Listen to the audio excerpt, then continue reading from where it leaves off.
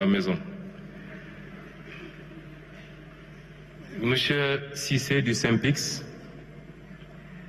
a parlé de la fragilité du secteur de la presse, la fragilité économique, précarité éditoriale.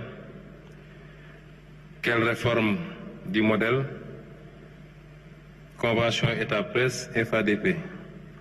Tiens, dans tout ça, d'abord je renvoie au ministre de la communication qui, je crois, travaille à des assises, si ce n'est déjà tenu, avec la presse. Mais ce que je retiens, c'est que vous nous dites que le SYNPICS a des propositions. Nous attendons ces propositions avec impatience. Nous les examinerons et nous considérons que la presse est un acteur comme beaucoup d'autres acteurs, ni plus ni moins. La presse peut avoir une tribune que d'autres n'ont pas, que les agriculteurs n'ont pas, que les éleveurs n'ont pas, que les pêcheurs n'ont pas. Ça n'en fait pas un acteur plus important que ces autres acteurs. Et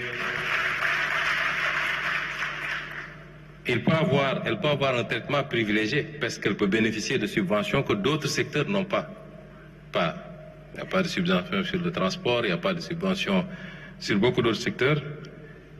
Il nous faut aujourd'hui travailler à un modèle qui permette à tous les acteurs de faire leur travail dans la sérénité, dans le respect des cahiers de charges, dans le respect de la déontologie et jouer le rôle que chacun doit jouer. L'État jouera son rôle, la presse jouera son rôle.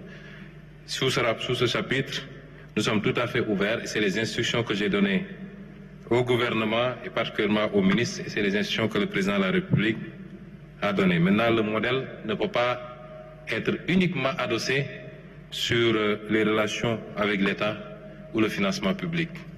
Il faut beaucoup d'autres choses, à mon avis, pour la viabilité de la presse. Je rends hommage à tous ces journalistes qui font correctement leur travail, qui sont professionnels, qui respectent la déontologie. Je leur rends hommage parce qu'il y en a, et fort heureusement. M. Amadou Seck a parlé de la place importante de l'industrie dans l'agenda. Je salue l'initiative du CIS Agra dans le domaine de l'ensilage, des œufs à couver, des formes modernes de vaches laitières et des infrastructures de stockage. Mais l'industrie est au cœur. C'est la première préoccupation. Vous ne pouvez pas réussir une politique dans le secteur primaire si par ailleurs vous ne parvenez pas à l'absorber par la transformation. L'industrie est fondamentale. Et il y a peut-être un mois, Monsieur le ministre de l'Industrie a présenté un plan de développement industriel en Conseil des ministres. Un plan très ambitieux, avec des secteurs clés sur la transformation. L'industrie de transformation des phosphates, métallurgie, sidérurgie, l'industrie halieutique, ainsi de suite. C'est un plan très ambitieux et c'est pourquoi j'ai dit que les retombées de ce plan de redressement seront partiellement orientées vers cela.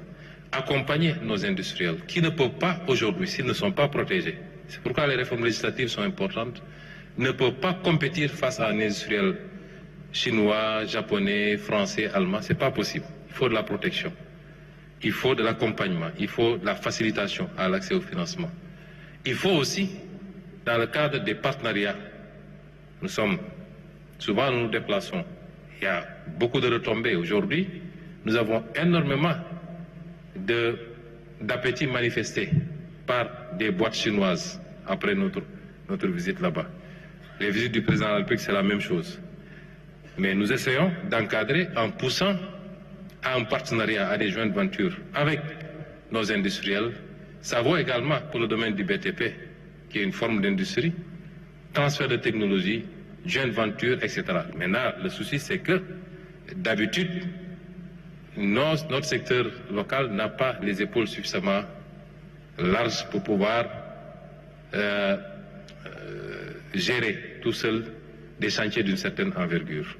C'est ce travail-là, avec le FONSIS, avec toutes les autres organisations, et les réformes que nous voulons faire, que nous voulons engager, qui permettra certainement de vous accompagner. Les hydrocarbures, oui, j'ai parlé tout à l'heure de l'accès.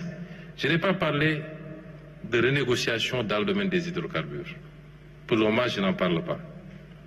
J'ai parlé juste d'un droit légitime que nous avons à accéder à la production d'hydrocarbures locales en attendant de travailler un certain nombre de choses, notamment la possibilité de regrouper l'intégration de tous les blocs gaziers, parce qu'on parle de GTA, Yaya Teranga, pour pouvoir avoir accès aux produits de manière à casser totalement le prix de l'énergie au Sénégal.